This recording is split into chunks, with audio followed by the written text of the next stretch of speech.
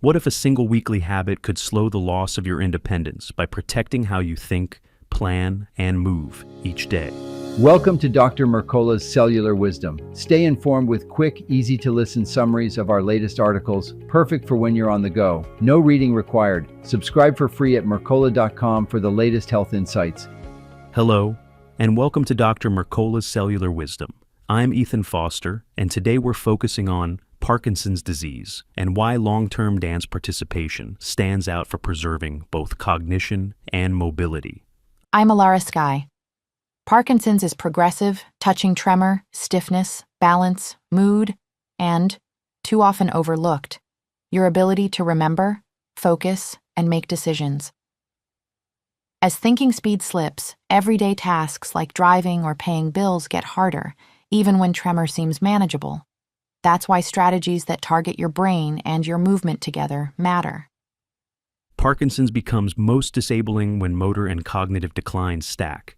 Research highlighted in the Journal of Alzheimer's Disease estimates about 1% of adults ages 65 to 69 live with Parkinson's, rising to roughly 3% by age 80 and older. When cognition falters, you lose independence faster than with movement symptoms alone. So, preserving thinking skills should sit at the center of your plan.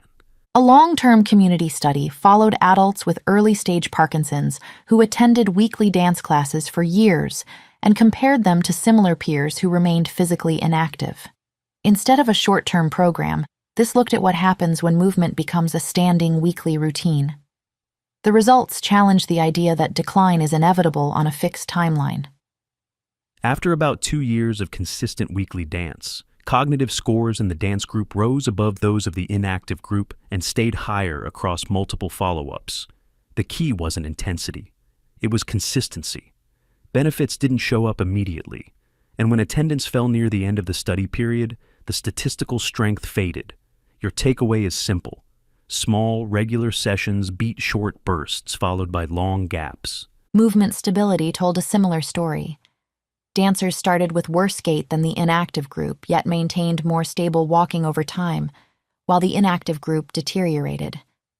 If you already feel stiff or slow, that doesn't disqualify you. It's a strong signal that structured, repeatable movement like dance can still shift your trajectory.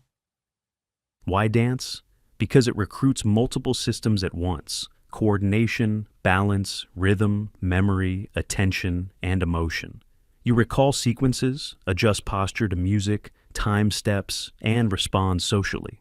Researchers point to neuroplasticity, your brain's ability to reorganize and strengthen connections, along with reduced anxiety and depression in dance settings. Emotional engagement and social structure help you keep showing up, and adherence is what drives long-term change. Think of dance as structured brain training rather than casual exercise. Choose a class that challenges coordination and recall, and anchor it weekly. If you're unsteady, that's exactly why it belongs in your routine.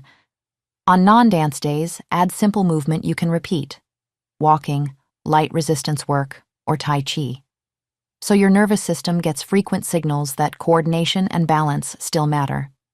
Sleep is the consolidation phase for your training. Without deep, regular sleep, gains fade faster. Keep bed and wake times consistent. Reduce evening light exposure, and make your bedroom dark and cool. If you wake unrefreshed or your sleep is fragmented, you're not clearing waste efficiently, and that undermines dopamine cell survival. Protecting sleep helps lock in what you practice. Lowering metabolic stress supports the energy your brain needs to learn and move. Eliminate ultra-processed foods and seed oils first, then fuel with whole food carbohydrates, such as fruit and white rice, to provide steady energy. Aim for consistent intake through the day instead of large swings. When fuel delivery steadies, coordination and learning place less strain on your system. Reduce environmental pressure and make sunlight a regular habit. Cleaner air, pure water, and simple routines ease mitochondrial load. Daily sun exposure supports vitamin D and helps regulate inflammation. If your diet has been high in seed oils, linoleic acid accumulates in tissues and breaks down under ultraviolet light, increasing burn risk, especially between 10 a.m. and 4 p.m. Reducing vegetable oils for at least 6 months helps your skin tolerate sunlight more safely. When sunlight is limited, pairing vitamin D3 with magnesium and vitamin K2 supports balance without excess. Test your vitamin D levels twice a year so you know your status, and aim for 60 to 80 nanograms per milliliter, 150 to 200 nanomoles per liter. These steps, dance, routine movement, sleep, steady fuel, and smart light, work together. You challenge your brain, you consolidate at night, and you provide the energy and environment that help progress stick.